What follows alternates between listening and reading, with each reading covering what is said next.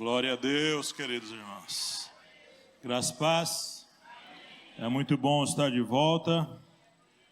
Depois de 25 dias que eu estive fora com a minha nega, minha fofa.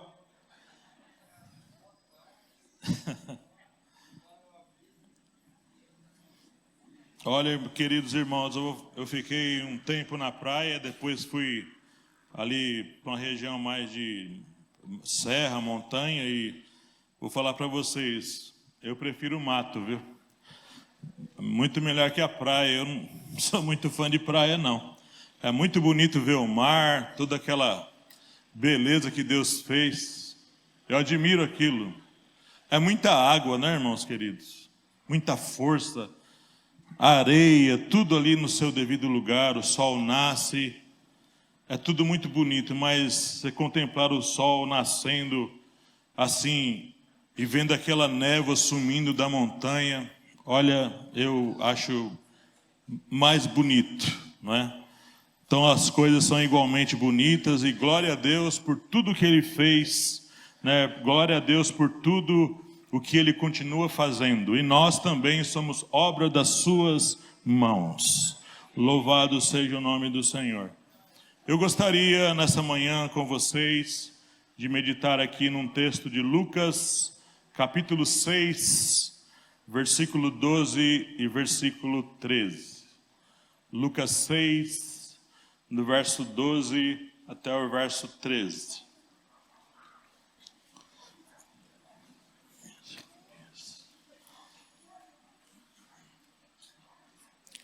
Lucas 6, do 12 e 13, diz assim: E aconteceu que naqueles dias subiu ao monte a orar e passou a noite em oração a Deus. E quando já era dia, chamou a si os seus discípulos e escolheu 12 deles, a quem também deu o nome de apóstolos. Pai querido, eu quero te agradecer pela oportunidade de estarmos aqui mais uma vez, pela oportunidade de estar junto com os meus irmãos de novo, Senhor. Obrigado por isso que o Senhor tem nos dado, essa riqueza de estarmos juntos, essa riqueza de congregar juntos, Senhor. Obrigado pela vida deles, obrigado pela minha vida, minha esposa, por ter nos guardado por todo esse tempo, essas viagens, essas idas e vindas. Obrigado, meu Deus. Nessa manhã, eu peço ao Senhor que o Senhor use a minha vida. Eu não tenho condição nenhuma, Senhor, de explanar nada, de expor nada, de dar nada a ninguém. A Tua palavra é espiritual, Senhor. Ela só se discerne espiritualmente. Ensina-me a falar, ensina-me a nessa hora falar com toda a ousadia, com toda a intrepidez dessa palavra santa e poderosa. E que essa palavra, Pai, edifique a vida de todos que ouvirem. Pai, que essa palavra, assim como os cânticos, que é um som, reverbere aí para fora, Pai, toque no coração de pessoas que estão aí fora e passe essa palavra, e ouça e entre no coração, e transforme, Senhor. A Tua palavra é poderosa, a Tua palavra é o martelo que esmiuça a penha, Senhor. A Tua palavra é viva, é eficaz. A Tua palavra é a verdade, meu Deus, e não há quem possa contradizer esta palavra. Usa-me nessa palavra, Pai. Dá-me revelação, dá-me graça nessa hora, em nome de Jesus Cristo. Amém. Decisões a serem tomadas. Muitos, ao chegar nessa época, bem no começo do ano, no finalzinho já do ano, começando outro ano, a gente muitas vezes é envolto em alguma coisa chamada tomar decisões. Nós precisamos fazer escolhas às vezes. As empresas também fazem isso. Querem mudar o quadro, querem deslocar funcionários, têm novos planos para o próximo ano. E é necessário haver uma direção para se tomar uma decisão. E com Jesus e com os servos dele não é diferente. Nós muitas vezes precisamos tomar decisões. Eu tive que tomar decisões na minha vida algumas vezes. Decisão de ir morar na Paraíba, decisão de morar no Paraná, decisão de morar nos Estados Unidos, decisão de voltar para São Paulo, decisão de ir para o cipó, decisão de casar, decisão de ter filho, de criar filho, de investir nisso. Muitas decisões precisam ser tomadas. Na empresa, você recebe às vezes uma proposta de ir para outro lugar e você precisa decidir. Tem muita coisa envolvido nisso. E Jesus aqui, ele nos ensina como nós tomarmos decisões, às vezes difíceis, às vezes não tão difíceis. E é interessante que a palavra decisão, ela não aparece muito na Bíblia. Apesar dos servos de Deus estarem constantemente ali decidindo de ir e vir, obedecer, seguir isso, seguir esse, seguir aquele, a palavra decisão não aparece muito na Bíblia. E é uma palavra hebraica. É interessante o significado dessa palavra. A palavra hebraica é arus, que significa o seguinte: é um corte incisivo feito com determinação e diligência. Incisivo. O significado é o seguinte: para alguém decidir, precisa saber, precisa ter convicção do que está fazendo, e precisa ter certeza que é a coisa certa a ser feita. Não pode decidir de qualquer jeito. Então Jesus aqui nos ensina, e nós vamos aprender com ele, como tomar decisões. Esse é o tema da nossa mensagem. Jesus ensinando a tomar decisões. Veja aí na primeira parte do versículo, esse 12 e o 13. E aconteceu que naqueles dias subiu ao monte a orar. A primeira coisa que você nota aqui nesse texto, nesses dois versículos, é que Jesus dá o exemplo. Jesus não é Deus? Não é Senhor? Jesus mostrou com um exemplo. Eu preciso, o líder é que precisa tomar a frente. Aqui nessa igreja tem uma hierarquia. E do maior precisa vir o exemplo. Jesus dá o exemplo para eles. Jesus é o cabeça. Se você ver aí em 1 Coríntios 11, 3. 1 Coríntios capítulo 11, versículo 3. As hierarquias o tempo todo funcionam para Deus. E para Jesus também. 1 Coríntios 11, 3. Mas quero que saibais que Cristo é a cabeça de todo varão, e o varão a cabeça da mulher, e Deus a cabeça de Cristo. Se nós fôssemos ver assim o desenho, Deus, o Filho e o Espírito. Deus, o cabeça de Cristo. Jesus precisava buscar a decisão no Pai. Jesus não tomava as decisões sozinho. Jesus buscava no Pai as decisões. Provérbios 16, 1. Do homem são as preparações do coração, mas do Senhor a resposta da língua. Jesus, ele tomou decisões, mas que o Pai mostrava para ele. Jesus não tomava as decisões sozinho, irmãos queridos. Ele buscava no Pai as decisões a serem tomadas. O senhor pode provar isso na palavra de Deus? Sim. João 5,19. João 5,19. E depois o 12,49. João 5,19. Mas Jesus respondeu e disse-lhes: na verdade vos digo que o Filho por si mesmo não pode fazer coisa alguma. O Filho não decidia sozinho, se não ouvir fazer ao Pai, porque tudo quanto ele faz, o Filho faz igualmente. Jesus seguia uma norma, uma normativa, uma regra. Ele seguia passos que o Pai mostrava para ele. João 12,49, olha só o que diz aí. João 12, verso 49. 48. Quem me rejeitar a mim... Deixa eu ver se eu escolhi... Isso, 12, 48 e 49. Quem me rejeitar a mim... Quem me rejeitar a mim e não receber as minhas palavras, já tem quem o julgue. A palavra que tenho pregado, essa o há de julgar no último dia. Porque eu não tenho falado de mim mesmo, mas o Pai que me enviou, ele me deu mandamento sobre o que hei de dizer e sobre o que hei de falar. Nem o que Jesus falava era dele mesmo. Jesus estava aqui aprendendo, queridos irmãos. Ele precisava aprender. Hebreus capítulo 5, verso 8. Hebreus 5, verso 8. Hebreus 5, verso 8.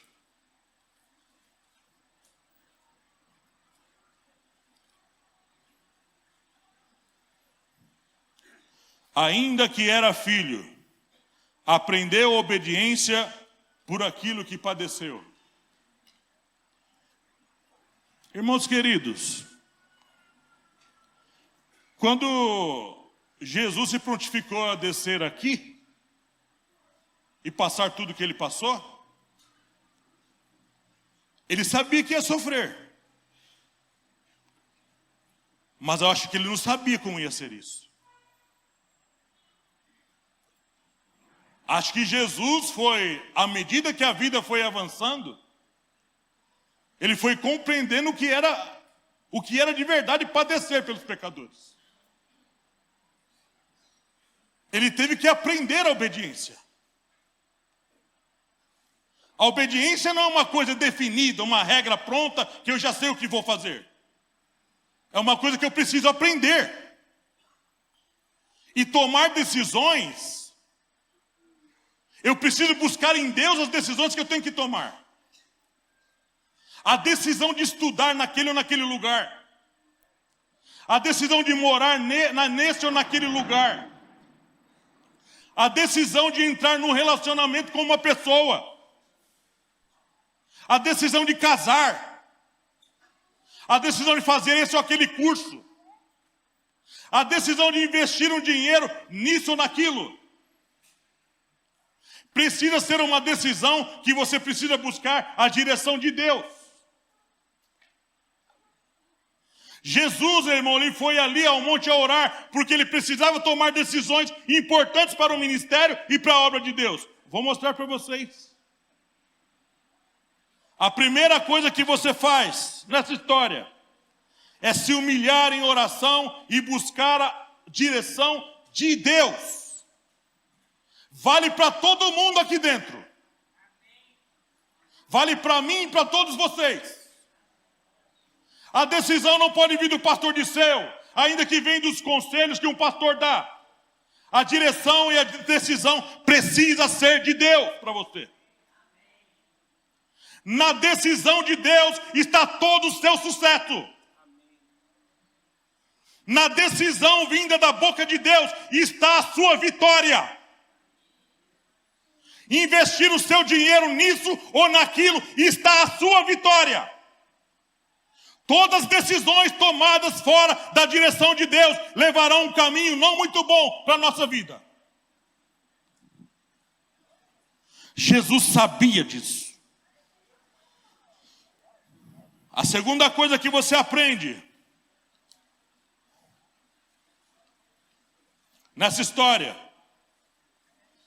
é que eu devo me recolher para buscar essa decisão de Deus.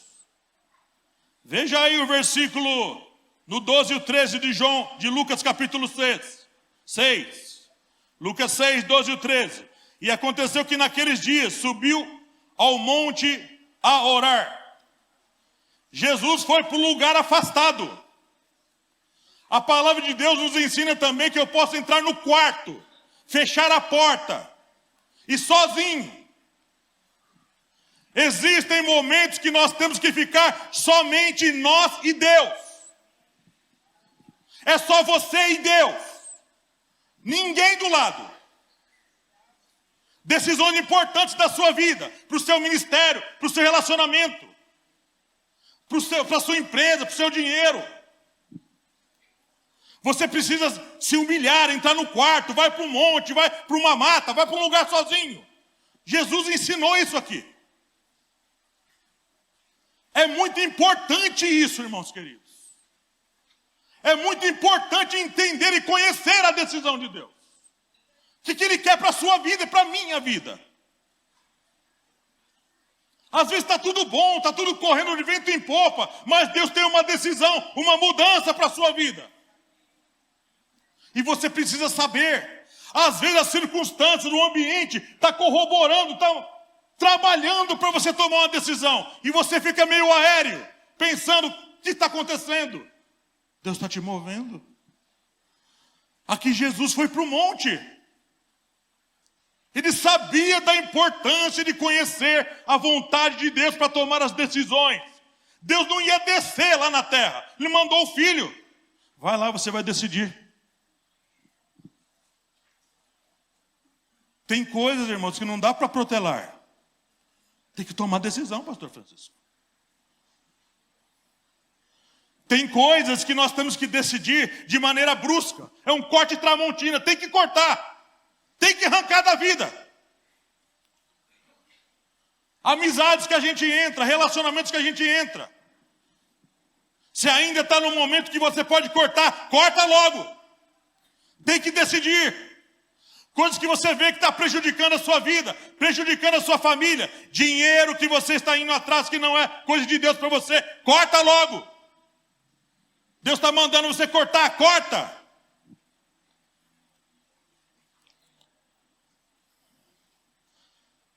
Jesus foi para um lugar a sós com ele.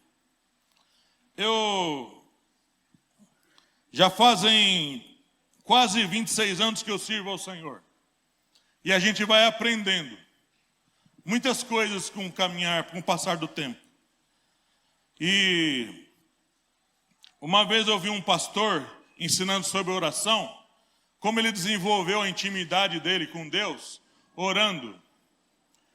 E ele foi desenvolvendo com o tempo a prática de ir lugares mais afastados para orar.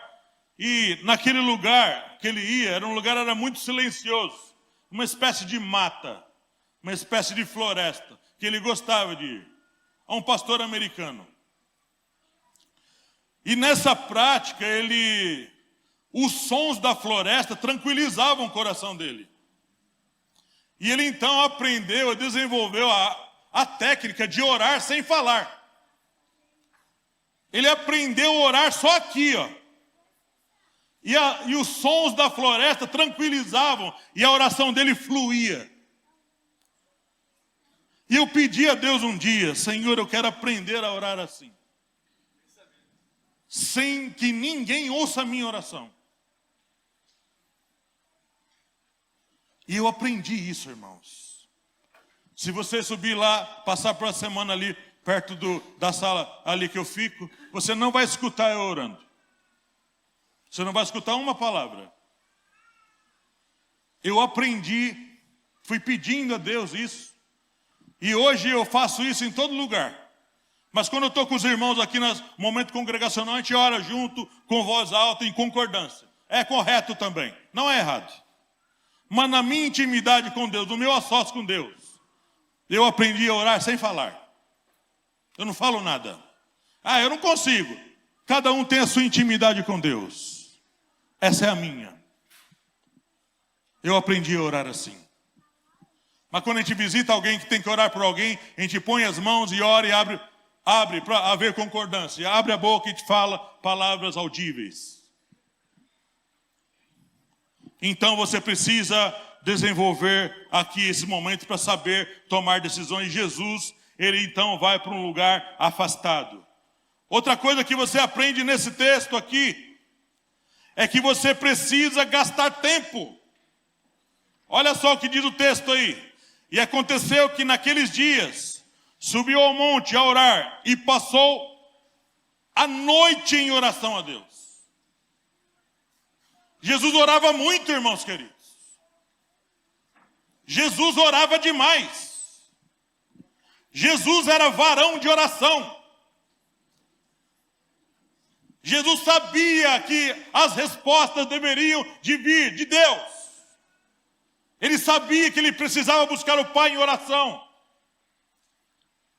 Irmãos, se nós quisermos ter uma vida de vitórias, nós temos que dedicar tempo a estar a sós com Deus orando. Essa igreja tem um trabalho de oração toda sexta, antes da ceia, às 8 da noite. A gente vem aqui para orar. É para todo mundo, liderança e os irmãos da igreja. Um dia só no mês, irmãos. Um dia só. É muito pouco. A igreja primitiva estava todos os dias no templo. Todos os dias no templo, orando, buscando a Deus, juntos em comunhão, comendo pão, vivendo juntos. O reflexo era natural que acontecesse aquilo. A igreja estrondou o mundo espiritual naquela época. O diabo não podia com aquela igreja. O poder se manifestava naquela igreja, porque eles estavam ali em constante comunhão com Deus em oração, buscando, dedicando tempo a Deus. Eu sei que talvez não dê para viver naquela dimensão, naquela busca diária, porque muitos trabalham.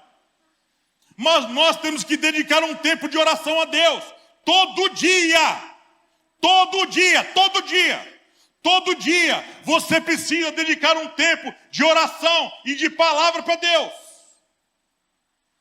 Irmão, se você quer vitória na sua vida, quer crescer espiritualmente, quer vitória nos seus negócios, vitória na sua família, você precisa dedicar tempo de oração a Deus.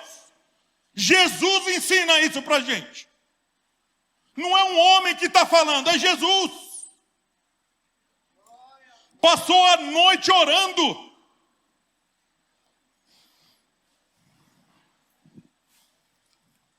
É muito triste às vezes. Sabe o que acontece na maioria das vezes?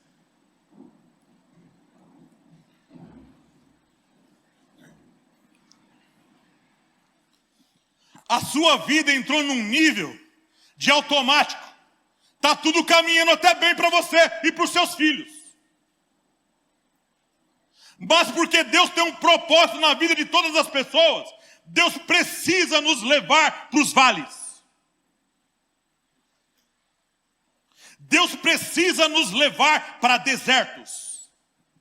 Nos levar para fatos tristes na vida, como eu fui para muitos. Eu e minha esposa fomos para muitos vales. E não tinha como sair de lá, querido irmão. Era pedir oração, mas não saía. Porque Deus tinha um trabalhar ali na minha intimidade com Ele. Deus tem um trabalhar na sua intimidade com você. E você não está tentando para isso, as coisas estão caminhando bem. Então, porque Deus quer intimidade com você, Ele vai precisar levar você para esses lugares aqui, para você desenvolver uma intimidade com Ele. Uma vida cristã sem sentido, querido irmão. Uma vida cristã sem propósitos. Uma vida cristã de ganhar coisas, ter coisas, ganhar carro, comprar carro, ganhar emprego, ter emprego, ganhar mais dinheiro, investir mais dinheiro, viajar, ir e vir. E não fazer nada. Vida cristã sem propósitos. Pessoas sem Deus passam por nós todo o tempo e eu não faço nada. Estou insensível espiritualmente. Insensível. E quando isso não acontece, sabe o que acontece? Eu estou já meio que carnal. Carnal. Um crente carnal. Um crente que lida com as coisas do mundo naturalmente. Está gostando. A vida com Deus, sabe, vir à igreja e sair, ir e vir, sair, sem propósitos. A vida com Jesus não é isso, querido irmão. Imagina a alegria, querido e amado irmão, de ver um cego ver de novo. Um dia viu, perdeu a visão e de repente está vendo de novo. Imagina a alegria de um aleijado andar, querido irmão. Imagina a alegria de você estar nas mãos de Deus e ser usado na palavra. A alegria de estar pegando fogo na presença de Deus. Falar uma palavra viva que transforma a vida do pecador. Falar e as coisas acontecer, queridos irmãos. Isso não é só para pastor, é para todos os crentes. A igreja primitiva, ela ardia no poder de Deus, não era só os apóstolos. Os irmãos da igreja também, as meninas, as crianças, todo mundo estava ardendo na presença de Deus. Mas precisa desejar isso e buscar.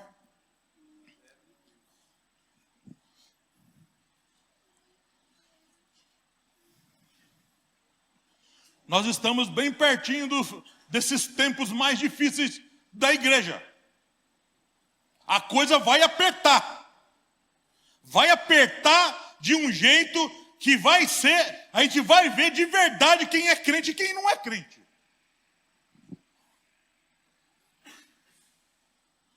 Eu peguei esses dias uma moça, ela falando assim, moço, ela é cristã. Moço, nós não temos mais dinheiro físico para dar para os mendigos na rua. Não temos mais dinheiro, moeda, quase ninguém tem dinheiro físico mais. É tudo cartão, ou Pix. Como é que vai fazer para dar dinheiro para esses mendigos na rua? Como vai fazer para esse povo buscar dinheiro para ficar, se o dinheiro está sumindo? Eu peguei uma funcionária do Bradesco, lá da Cidade de Deus, uma das gerentonas de lá. E ela falou que participou de uma reunião de cúpula do Bradesco. Tinha Bradesco, Santander, Itaú e um outro banco aí. E ela falou abertamente para mim, moço, o dinheiro físico vai ser tirado. Vai ser extinto. Falei, mas como é que vai fazer? Nós só estamos resistindo ainda até as agências fecharem. Por causa dos mais velhos, da geração velha. A geração velha resistente, que não aceita celular, que quer dinheiro, quer ver dinheiro. E muita gente que precisa de dinheiro físico ainda. Mas vai ser extinto isso. E aí, nessa outra conversa com essa moça, ela fez essa pergunta, o que mais vai fazer para ajudar esse povo? Vai ter que ter chip, moça. Falei para ela. Vai ter que chipar todo mundo.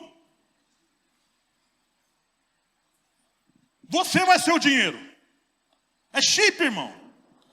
Eu saí dos Estados Unidos em 2015 e já estava chipando todos os animais. Não há animal lá sem chip. Cachorro, todo mundo. E a ideia era colocar nas pessoas. Então, querido irmão, nós precisamos pensar. Precisamos nos apegar com Deus. Agora, as coisas estão até tranquilas, aparentemente. Você tem que agora investir tempo nesse fervor, nessa busca. Encher a botija agora. É hora de encher a botija. É hora de buscar. Para quando a hora chegar, você não ser como uma virgem prudente. Oh, dá óleo pra gente. Dá óleo pra gente. Não, vai buscar. Não foi o que elas fizeram? Na hora que o negócio ferveu, que o Senhor veio, mas vamos falar antes que o inimigo venha aí para acabar com a vida de um monte de gente, você tem que estar com a botija cheia. Presta atenção. O Senhor está dando direção para a gente.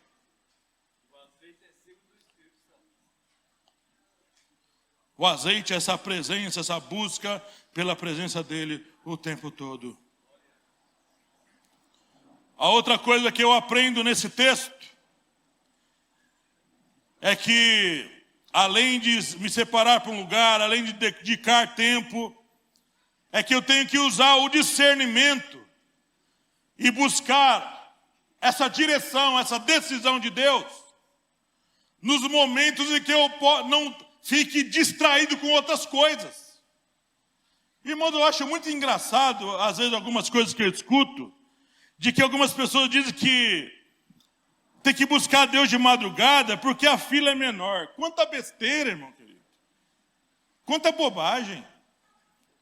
A fila é menor de madrugada. Você tá reduzindo o poder de Deus. Deus não dorme, querido irmão. Nosso Deus não dormita nem cochila. Não tem madrugada, noite ou manhã para Deus. Deus é atemporal, Ele é eterno. Ele não está preso a essas coisas mesquinhas que a gente está.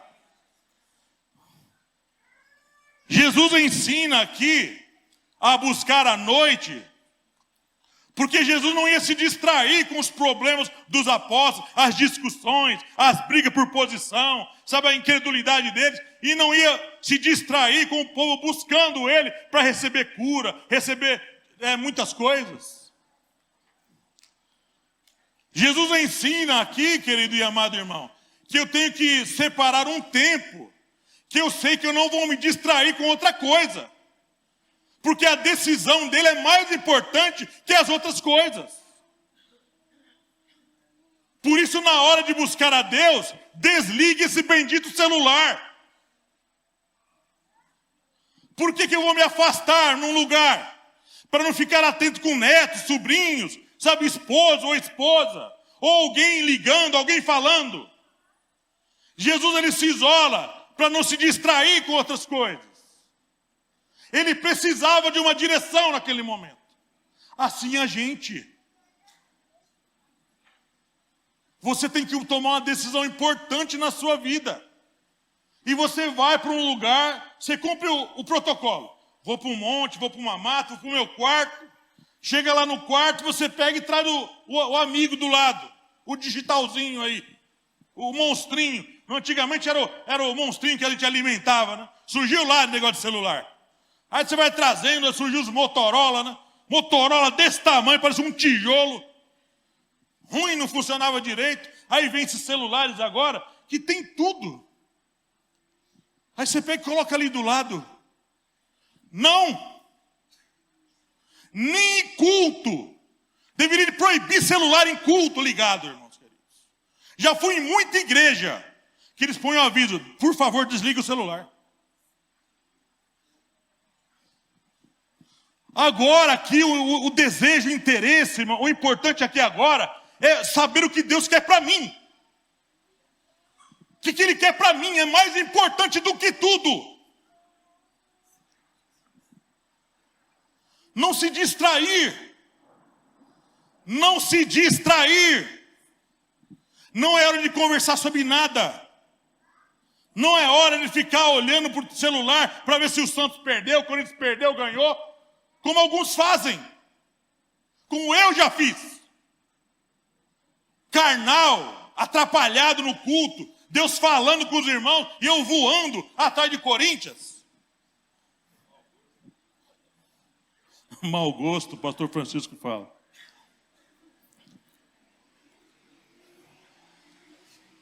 Isso tudo se resume numa palavra que Jesus fez aqui.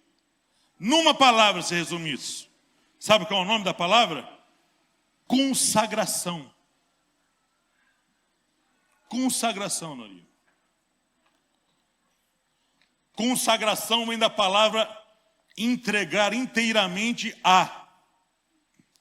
Eu estou consagrando essa água ao Senhor. Só para Deus usar. Para os fins que Ele quer. Eu vou me consagrar ao Senhor porque eu preciso tomar uma decisão importante. Eu não posso me distrair com nada agora. Ah, mas não importa agora. Eu preciso saber o que Deus quer.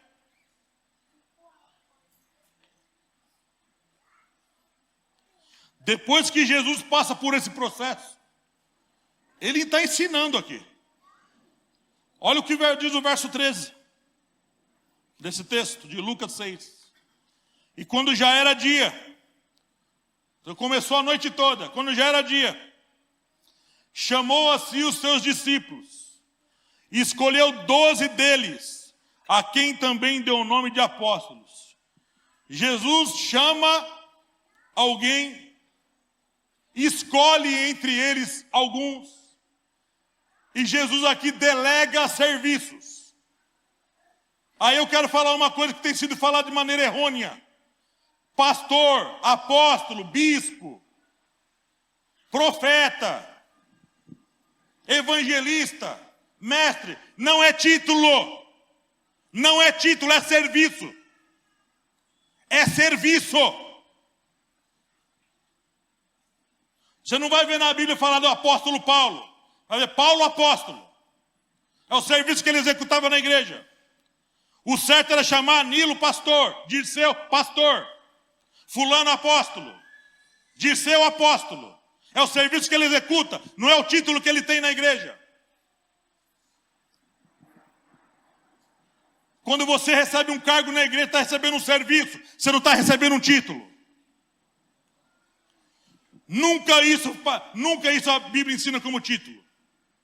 Profeta, Jeremias, o profeta.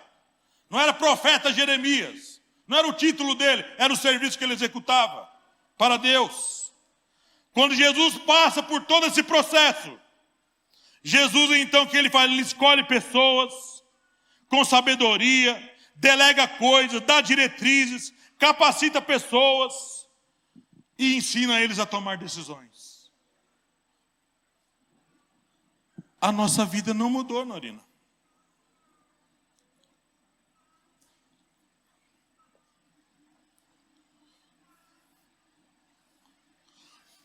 Até para escolher as pessoas que vêm trabalhar na igreja, tem que ter direção de Deus, para saber quem você vai colocar nesse serviço. Se Deus não deu direção, se pela sua busca você não sente paz, não sente direção de Deus para fazer isso, não tome essa decisão, irmão. Espera. Se Deus não falou nem sim nem não, espera. Por que Deus levantava os profetas lá? Porque esse ministério não morreu. O ministério não morreu. São 5 ministérios. O profeta que vinha justamente para dar a direção. Não foi que levantou, ó, separai-me esse e aquele, para a obra que eu tenho separado para eles, tenho preparado para eles. Separa. Uma direção do Espírito de Deus, uma direção clara de Deus para tomar uma decisão na igreja.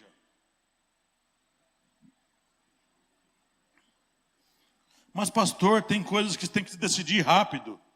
Eu sei disso. Mesmo assim você vai buscar em Deus. Ainda que tenha que tomar uma decisão rápida, Deus vai te ajudar. Foi assim com Jesus. Jesus, depois de passar por tudo isso, ele vai tomar as decisões que tem que tomar. Porque ele sabia que do Pai que tinha que vir a decisão. Jesus estava aprendendo, irmãos. Estava aprendendo a obediência. Quando Jesus agora estabelecido como Senhor, é glorificado, colocado à posição à destra do Pai, Ele pode pedir para a gente. E Ele pode falar, eu aprendi. Eu também aprendi. Eu sofri também. Eu sei o que você está passando. Viu, Francisco? Eu sei o que você está passando. Viu, Elias? Jesus fala para você, eu sei o que você está passando. Eu sei como é.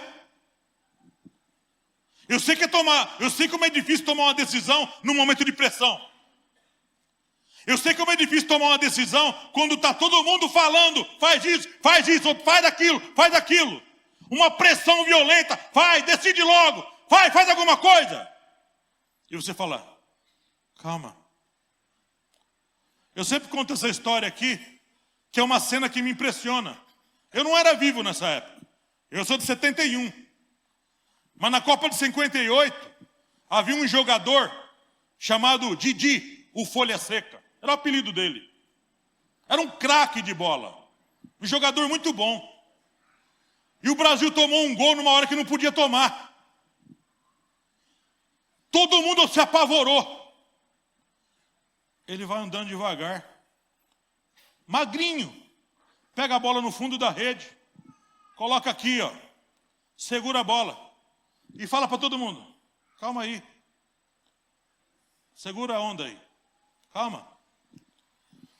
Ele sabia o que tinha que fazer. Ele era o craque do time, junto com o Pelé.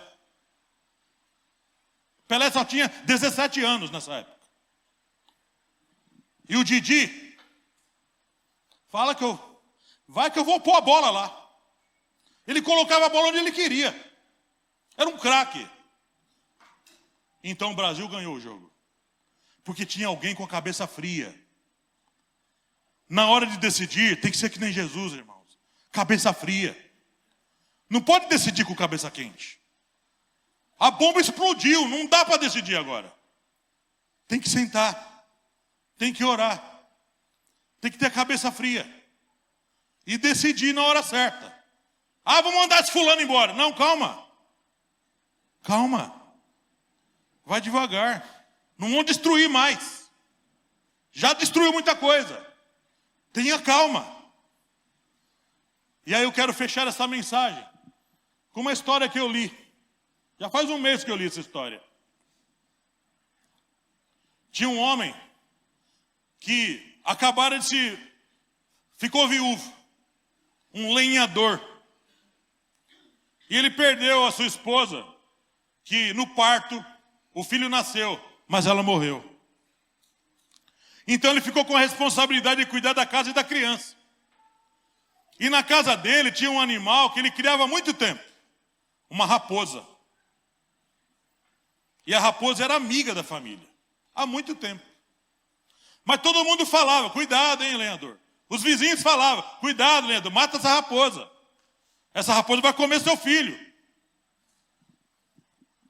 E ele protelava, não levava em consideração e ia.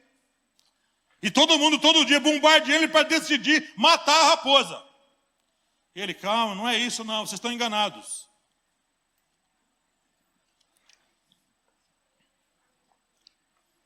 Então um dia ele sai para trabalhar. E tranquilo, ele trabalhava tranquilo. A raposa tinha sempre cuidado. Todo dia que ele chegava, a raposa vinha e recepcionava ele. Pulando nele, como um cachorrinho faz.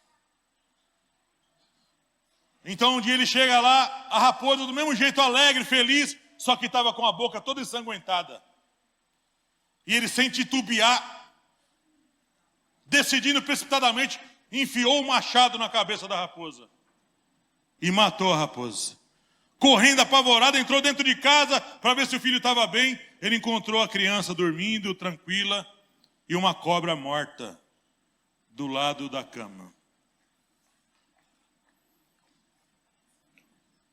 E ele teve então que enterrar a raposa e, decepcionado da vida, nunca mais quis ser lenhador.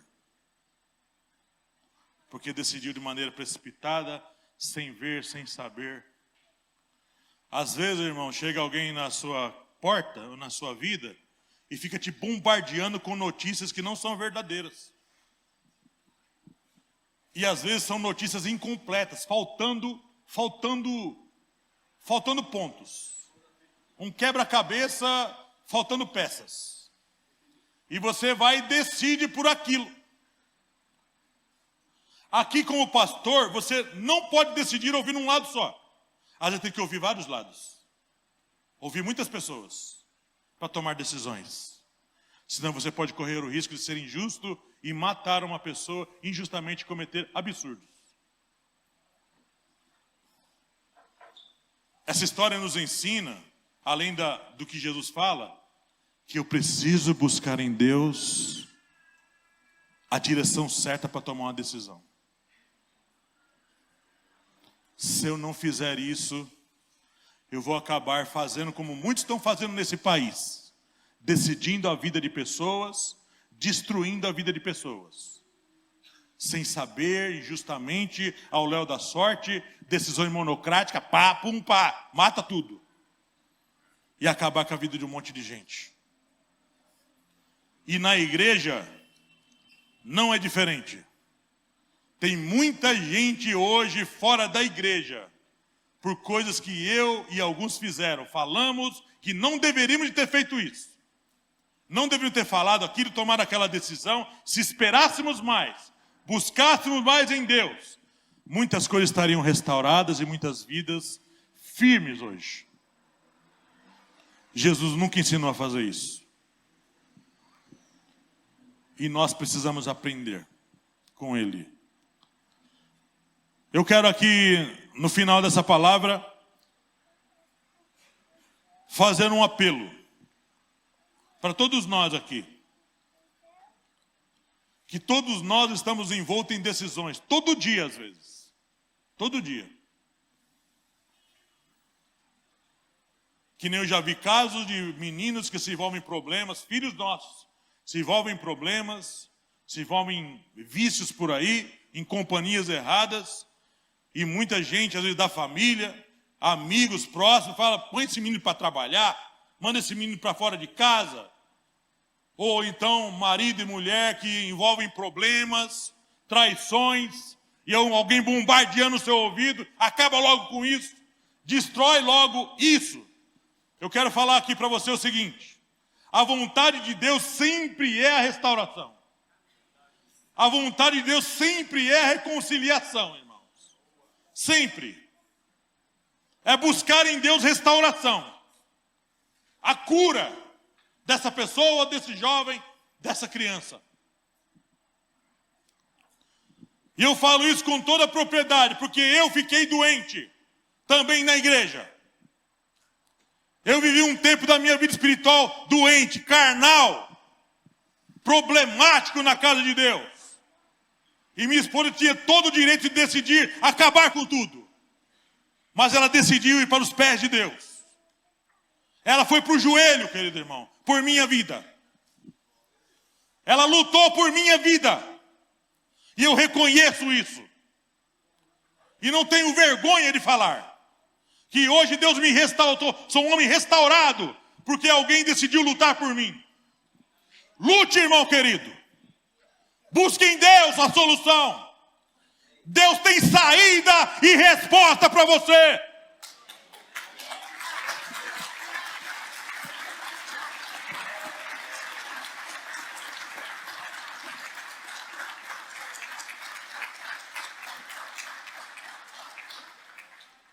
Ainda que as nuvens estão escuras, ou o dia está nublado, isso não é indício de que o sol não está lá. O sol está lá. Uma hora Deus vai arrancar essas nuvens aí. Mas se coloque de joelho na presença dEle. Busque nele a saída, a resposta, como Jesus fez.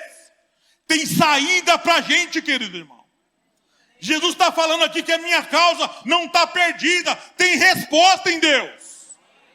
Eu posso confiar 100% nisso. Que Deus é a minha resposta. É a minha segurança. É a minha esperança. Deus é a minha saída. Deus é o socorro bem presente na hora da angústia. Deus não nos abandona jamais, queridos irmãos. Louvado seja o teu nome. Graça e paz. Deus te abençoe.